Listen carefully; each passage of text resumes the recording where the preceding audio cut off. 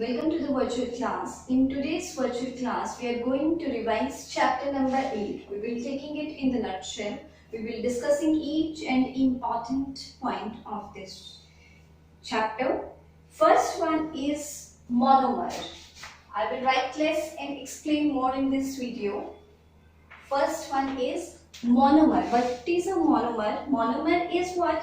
छोटे छोटे यूनिट जो जुड़ के हमारे एक लार्ज यूनिट बनाते हैं जिसे हम पॉलीमर बोलते हैं, उसका जो बेसिक कॉन्स्टिट्यूएंट है smallest unit that is known as monomer. Clear? Second one is polymer. Polymer is what? A very large unit. Polymer is a very large unit which is made by uniting very small units known as monomer. Monomer जब बहुत सारे जुड़ जाते हैं तो वो हमारे बनाते हैं polymer. Next one is, this was all about this. Now the process of formation of polymer is known as polymerization. This is polymerization. So what is polymerization? Polymerization is the process of joining small units known as monomer to obtain a bigger unit called the polymer. This is polymerization. Second one is cellulose. If we talk about the polymer, cellulose is a natural polymer and it is made up of glucose unit. This is a polymer. Glucose is a polymer. And it is made up of monomer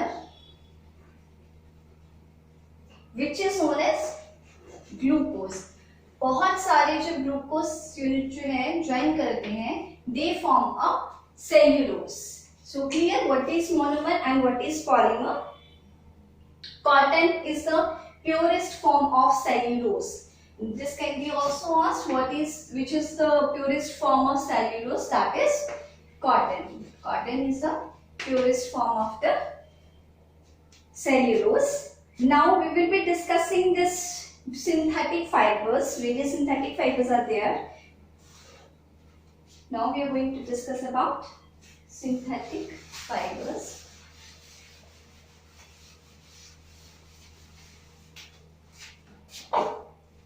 Synthetic fibers, first one is, we will talk about, first one is rayon. Rayon is a synthetic fiber. It is obtained from cellulose. We know cellulose is a natural, right, polymer, but it is formed of cellulose. लेकिन फिर भी इसको हम synthetic में रखते हैं. क्योंकि synthetic इसलिए रखते हैं क्योंकि इस पे हम केमिकल्स जो है मिक्स करते हैं, सेल्यूलोज को ट्रीट करते हैं केमिकल्स के साथ फैक्ट्रीज में, फिर जो है रेयॉन तैयार होता है. That is why it is taken under the category of synthetic fibres. Now the rayon is also known as artificial silk. इसे हम आर्टिफिशियल सिल्क भी बोलते हैं. It is also known as artificial silk. Why? क्योंकि इसकी जो appearance है that is like just like a natural जो हमारी सिल्क होती है, बिल्कुल वैसे ही रेयॉन की भी जो है अपीयरेंस है. इसी वजह से हम इसको आर्टिफिशियल सिल्क जो है हम इसको बोलते हैं. Rayon is a very good absorbent. इसकी फर्स्ट प्रॉपर्टी है बहुत अच्छे वाटर एब्सॉर्ब करता है, श्रिंक नहीं होता है, कूल है, कहने में it is very cool and cheap है. नेचुरल फाइबर से चीप पड़ता है हमें और स्वेट को एब्सॉर्ब कर लेता है. इसलिए समर क्लोथ्स बनाने के लिए हम जो है रेयॉन को जो हम यूज करते हैं. इसके अलावा it is also used for making carpets, bedsheet, bandages जो हम यूज करते हैं उसमें भी जो है रेयॉन को इस्तेमाल किया जाता है. बैंडेजेस के लिए भी हम रेयॉन को यूज करते हैं. So this was all about the rayon. Now the second one is nylon. Nylon जो फर्स्ट फुल्ली सिंथेटिक फाइबर है that is nylon. It is the first fully synthetic fiber. This is first fully synthetic fiber. Rayon is a synthetic fiber, but it is not fully because we are using natural cellulose in this one, right? But in case of nylon, we are using totally chemicals. That is why it is the first. And this was developed by US scientist whose name was Wallace H. Carothers. This is the name of this developer. And along with certain other his associates, he manufactured this one. What are the properties of the nylon now? Nylon is very strong. Strong means it has a very high tensile strength.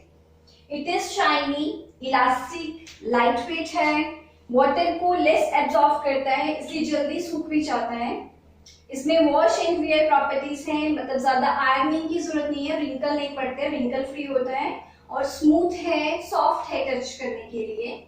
Uses हम लोग कहाँ पे इसको इस्तेमाल करते हैं? Dresses बनाने के लिए, ट्रैक सूट्स बनाने के लिए, socks, swim wears, rain coats, stockings, shorts etcetera, यहाँ पे हम इसको इस्तेमाल करते हैं. इसके अलावा कर्टेन्स, बेडशीट्स बनाने के लिए भी हम इसको यूज करते हैं. रोप्स बनाने के लिए, पैराशूट्स जो हैं वो बनाते हैं इससे, या फिर टूथ ब्रशेस के जो ब्रिसल्स वगैरह है वो भी इसी के बने होते हैं. टूथ ब्रशेस हमारे, कार सीट बेल्ट हो गए, स्लीपिंग बैग्स हो गई, रैकेट स्ट्रिंग्स हो गई, टायर्स हो गए, अम्ब्रेलास हो गए, वो सभी बनते हैं हमारे नायलॉन के. Now this was all about the nylon. Now the third one is polyester.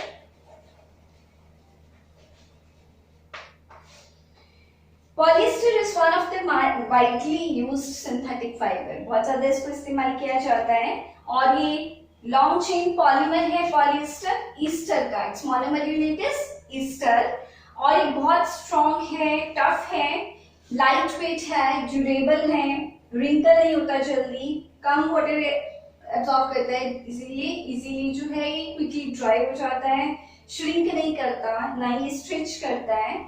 इसको हम bedsheet, pillows, dress material, textile industry में हम लोग यूज करते हैं. इसके अलावा हम लोग इसको ब्लेंड कर देते हैं नेचुरल फाइबर से. जैसे पॉलिएस्टर अगर हमने वो ज्वाइन किया कॉटन से तो इट विल बिकम पॉलीकॉटन. इसी तरह से अगर हम पॉलिएस्टर को वूल के साथ कंबाइन कर देंगे, it will become polywool. Similarly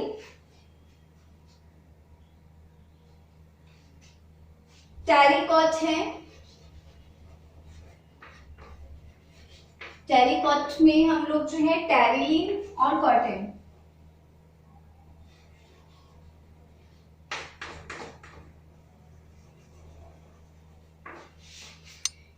So likewise we can make a blended fabric. These are known as blending क्योंकि हमने two fabrics को blend करके जो है एक hybrid बनाया है.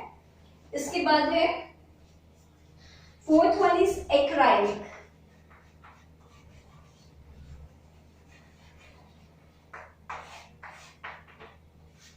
Acrylic जो फाइबर है it has wool like feel. ऊन की तरह होता है ये, wool like feel होता है इसका बिल्कुल. इसीलिए हम जो विंटर क्लोथ्स हैं वहां पे हम एक्राइलिक को इस्तेमाल करते हैं. वार्म है, सॉफ्ट है, लाइट वेट है, ये भी डाई कर सकते हैं इसको डिफरेंट कलर्स में और कलर फास्टनेस भी बहुत जल्दी कलर को ले लेता है. उसके अलावा हम इसको sweaters, shawls, as I have talked about, wool like feel है तो विंटर वेयर जितना भी है, ब्लैंकेट्स, रग्स बनाने के लिए हम जो इसको एक्राइलिक को यूज करते हैं. So this was all about our synthetic fibers. Now the next topic we will take is plastics.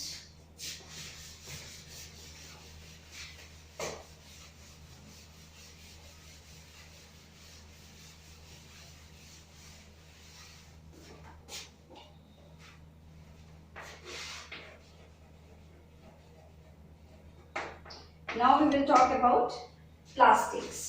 Plastics हमने देखे हैं कि प्लास्टिक्स जो है variety of material has been made with plastic, lunch box हैं, बॉटल्स हैं, ज्योमेट्री बॉक्सेस हैं और भी बहुत सारी चीजें हैं डेली यूज में जो हम लोग यूज करते हैं प्लास्टिक्स की। क्यों? क्योंकि इसकी प्रॉपर्टीज की वजह से, अगर इसकी प्रॉपर्टीज की बात करें सबसे पहले तो वो है durable. Durable means it is long lasting, बहुत ज्यादा चलती है। Then resistant to weather conditions, they are resistant to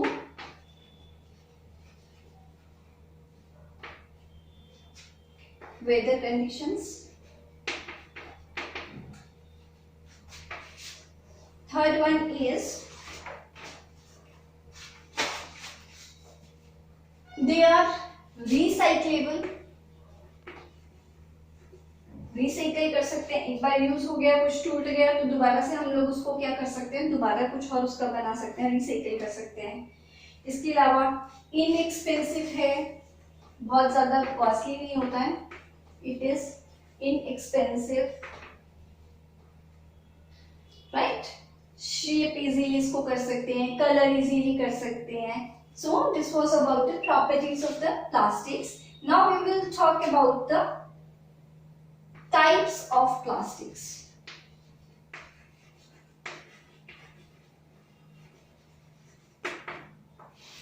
There are two types of plastics. Number one is thermoplastics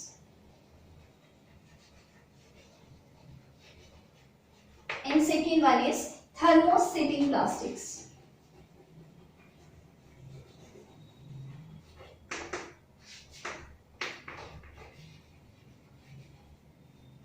दो तरह की प्लास्टिक है, पहला है हमारा thermoplastics and second one is thermosetting plastics.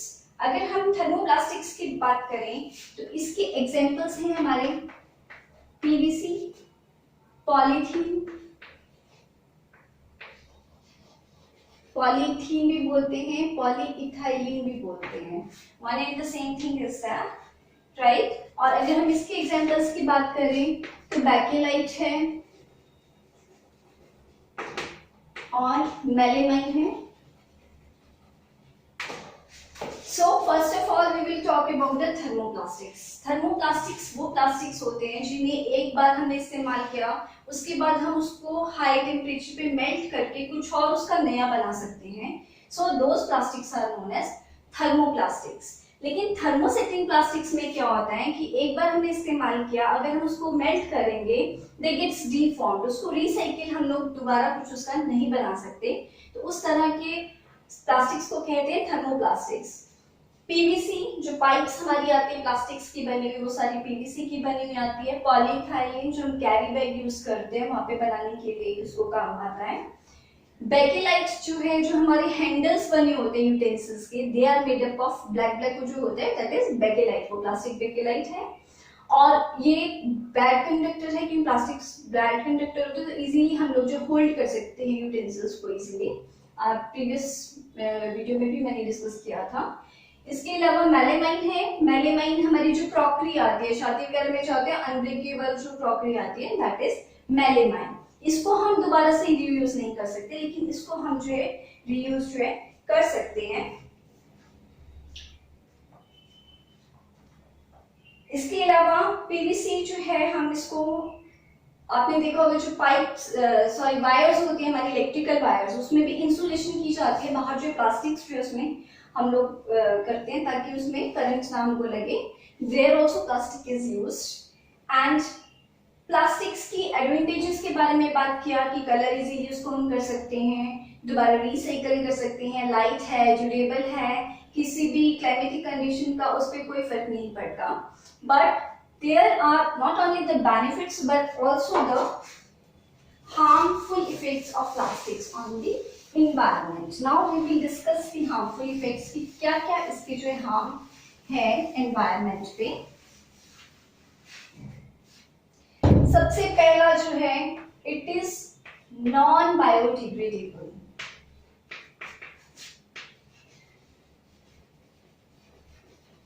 Non biodegradable का मतलब है कि बहुत ही स्लोली जो है ये डिकम्पोज होता है।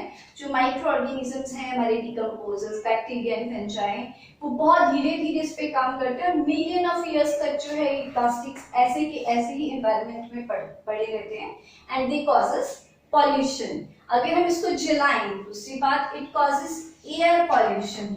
अगर हम इसको जला रहे हैं तो बहुत ही पॉइजनस गैसेस जो है ये एमिट करता है, केमिकल्स एमिट करता है साथ में, विच कॉजेस द पॉल्यूशन।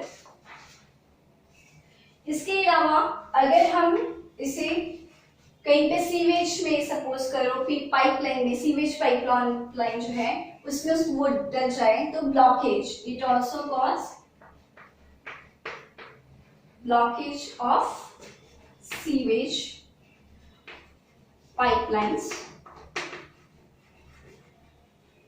तो ये सारे जो है they are harmful effect of. Even अभी इसके अलावा अपार्ट फ्रॉम दिस ऑल्सो, जैसे हम लोग माइक्रोवेव में प्लास्टिक्स इस्तेमाल करते हैं यूटेंसिल्स टू हीट रीहीट और बेक आवर फूड, तो उसमें क्या है, हाई टेम्परेचर पे जितने भी प्लास्टिक्स होते हैं उनका कुछ अमाउंट जो है that goes into the food, वो फूड के साथ जो है मिक्स हो जाता है and when we consume such food that plastic goes into our body and this is a very warning fact that our blood, human blood is now having traces of plastic in it, क्योंकि हमारा lifestyle ऐसा है, daily हम poly bags गर्म है उसमें गर्म गर्म खाना बाहर से स्टोर करवा के खरीदते हैं, ले आते हैं, फिर खाते हैं उसे। तो जब भी हाई टेम्परेचर पे plastic comes in contact with high temperature, it releases certain chemicals, और अगर हम उसमें ईटेबल्स डाल रहे हैं तो they will be consumed by we people, which is not good for our health. So these are various harmful effects of the plastics. Now, measures to reduce plastic. How can we reduce the use of plastic?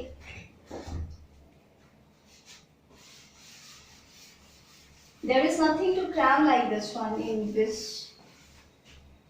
It is all visible. First of all, reduce use of plastics.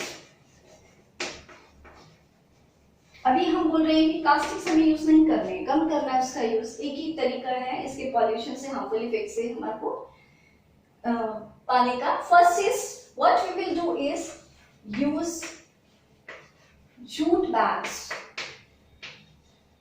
और paper bags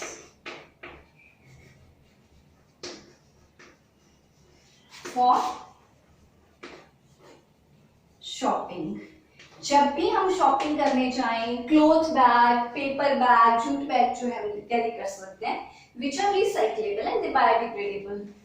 second वाला हम लोग क्या कर सकते हैं कि जो भी हम लोग ला रहे हैं, प्लास्टिक कंटेनर्स में कुछ पैकिंग आ रहे हैं, तो रीयूज करें by the reuse of plastic containers. Throw नहीं करें उनको,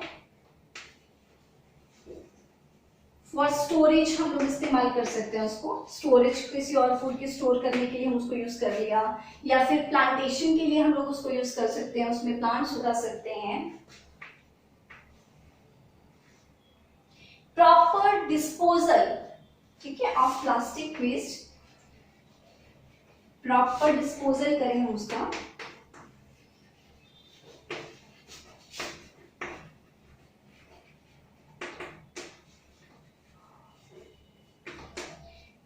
रिसाइकिल करें उसे, रिसाइकिल कर ले दोबारा से, कुछ और बनवा ले उसका, ठीक है। तो इस तरह से जो है these are various things by which we can reduce the plastic pollution, harmful effects of plastics can be reduced. Plastics के जो बहुत सारे पैकेट्स आते हैं, उसके अलावा खुला भी फूड मटेरियल मिलता है, तो बेटर है हम उस पे ऑप्ट करें, right. It is a very, हम लोग का लाइफस्टाइल ऐसा हो गया है, हम लोग डिस्पोजेबल, जैसे पहले इंक पेन यूज किया जाता था, one pen goes for year, right. Now people are using refills and ball pens. तो डेली अगर 100 पीपल हैं, एक रिफिल अगर 4 दिन चला रहे हैं, तो कितने 400 रिफिल्स जो है 4 डेज में we are producing. So to opt for eco friendly, we can say eco friendly, अगर हम लोग चीजों की तरफ जाएं तो भी जो है हम ये सारा दिन कम कर सकते हैं and we can save our mother earth. So this was all about the chapter. Thank you.